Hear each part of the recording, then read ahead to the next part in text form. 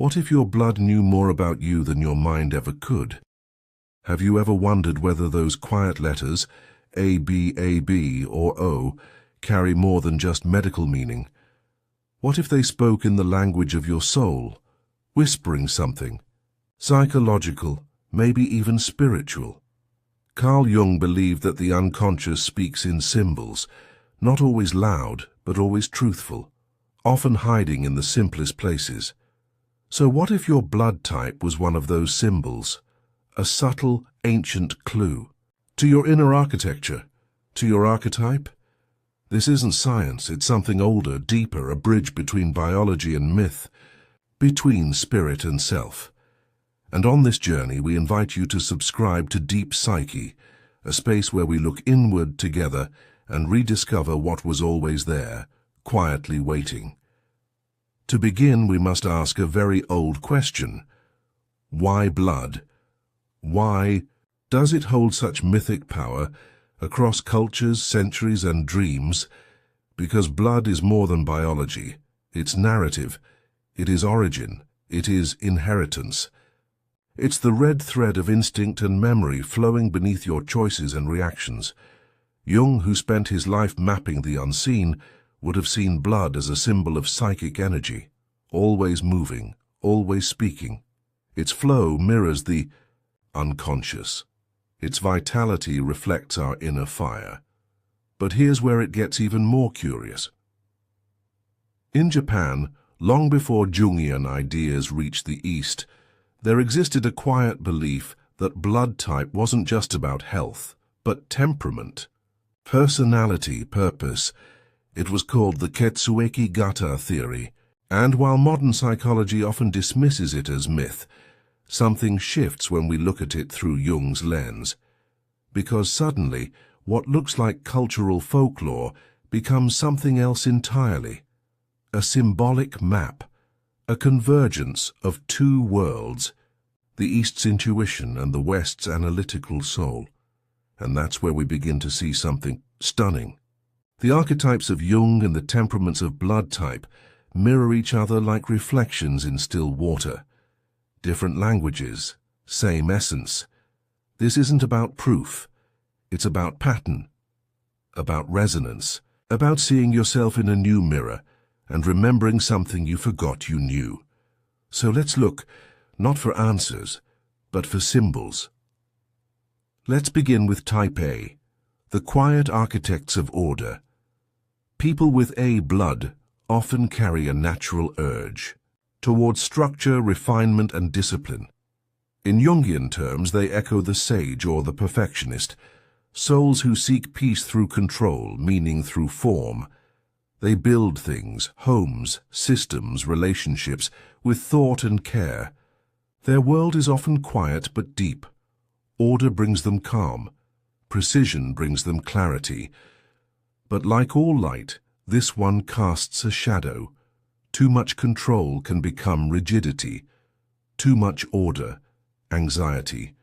The gift of refinement can harden into perfectionism, a burden that isolates more than it protects. For type A, the journey is not to abandon structure, but to surrender to the unknown. To trust life's messiness, to allow beauty to bloom even in chaos. Now from the sage, we shift to the explorer, type B, the spirited rebels of the spectrum. These are the ones who thrive in spontaneity, who ask questions that others fear to ask. They are the dreamers, the travelers, the ones who see life as movement, not destination. In Jung's eyes, they reflect the rebel or the creator, archetypes that dance with freedom and breathe in emotion. Type B souls carry an instinctive creativity. They don't follow paths, they make them. Their energy is alive, raw, full of surprise. But their shadow? Restlessness, avoidance, the ache of wanting everything and staying nowhere long enough to feel depth. For these souls, individuation begins when they stop running and start rooting, when freedom becomes not escape, but intimacy with life. But what happens when both discipline and freedom live in the same bloodstream. That brings us to the rarest of all, type AB. If you're finding this reflection meaningful, you might consider sharing it with someone else on their journey. And if this space speaks to you, subscribing to Deep Psyche helps us keep exploring what matters most, the soul beneath the surface. Type AB is a paradox, a union of opposites, order and chaos, logic and emotion. Jung might have called this archetype the mediator, or even the alchemist, one who holds contradictions and seeks synthesis, not sides. These souls often serve as bridges between ideas, people, and polarities. They sense more, feel deeper. Their strength lies in perspective, but their challenge is also depth, because too much awareness can lead to indecision. Too much internal motion can dissolve identity. For AB, the journey is to root deeply in self, to become a still center that holds the storm, rather than becoming it.